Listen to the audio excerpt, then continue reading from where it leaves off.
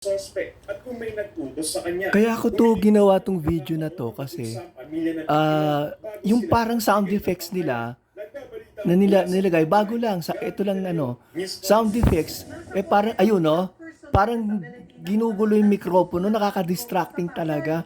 Ginugulo yung mikropono ng sound. Ito.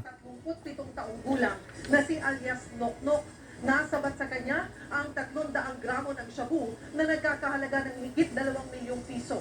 Mahaharap siya sa reklamong paglabag sa Comprehensive Dangerous Drugs Act.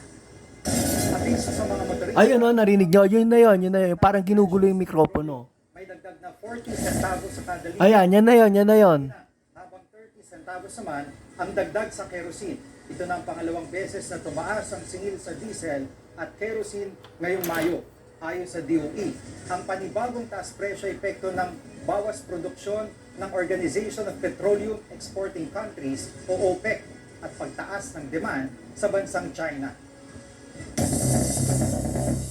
Ayan, no? Narinig niyo yun? Yun na, yung unang part, yun ay sinisira yung parang mikropono, ginugulo talaga. Parang nagchachapi yung mikropono tapos inaalog yung mikropono. Distracting talaga at saka sakit sa tenga. Sa Frontline News Abroad ni Gerard de la Peña.